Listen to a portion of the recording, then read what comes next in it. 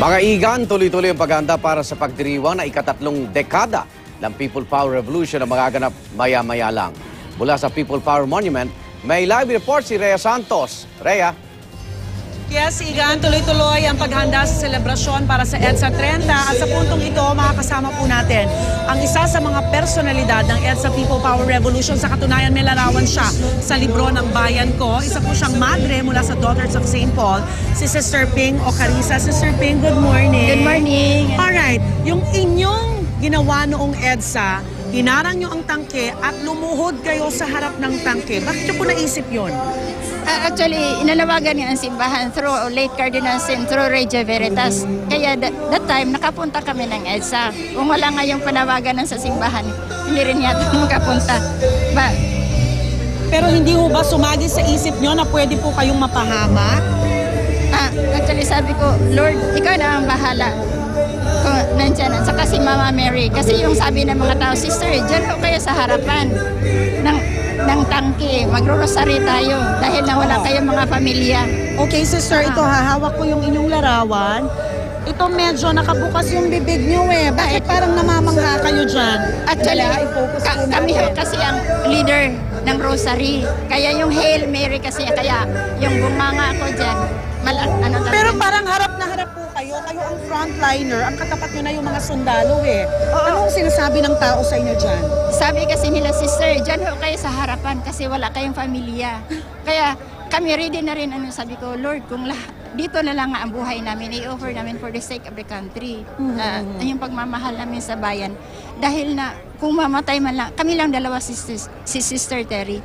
Kung ang mga tao sa dami talagang yung sawa ng Diyos, wala namang bloodshed talaga. Pero you were ready to die at that time, ano? Totoo talaga yan. Kaya sabi ko, Lord, patawarin mo na ako sa lahat kong mga kasalanan. But yung imagination ko yung sa tangke na hinaharap namin, really ang Blessed Sacrament. Yes. Oo, yung presence ni Jesus. Kasi pagkatapos ng rosary nga namin, sabi niya, Sister, alam mo, dyan sa harapan ho ninyo, mayroong babae, hindi karaniwang mukha, ganda-ganda niya.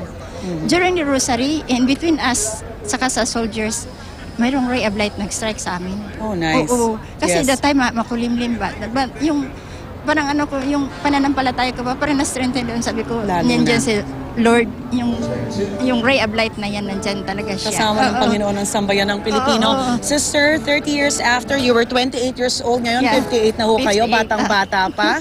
Ano ho ang aral ng EDSA na gusto niyo pong iwan sa mga kabataan? Ngayon, dapat talaga yung spirit ng EDSA, hindi natin makalimutan. Itutuloy ho natin. At saka yung sa mga, lalong-lalo na this time, yung maraming mga issues, lalong-lalo na yung about sa ecology. Yung mangyayari pala dito sa future. Actually, may plano na pala. Yung additional reclamation dyan, Yes. banda sa Manila, Manila Bay at saka Laguna, Dibay. Magagawa pala ng ang Sangli. Mayroon yatang airport yan na bago, tapos magiging seaport. Tapos ang future natin, tayong Pilipinas, tayong palaging ng mga typhoon. Tapos Yes. ano mangyayari doon? Magiging storm surge na tayo dyan. So, kailangan ho talaga maganda at magtulong-tulong ang lahat, magkaisa para po sa pagbabago. Oo, totoo talaga. Sister Ping, maraming salamat po sa inyong panahon. Okay. Makikidiwang pa rin po si Sister Ping sa selebrasyon dito sa EDSA 30. Thank you very much, Sister Ping. Alright, mga kapuso, tuloy-tuloy pa rin po ang paghahanda dito. 7:30, inaasahan nating dadating si Pangulong Pinoy, si Pangulong Noynoy Aquino. Magbabalik po ang unang hirit. Balik po muna tayo dyan sa studio. Maraming salamat, Rhea Santos.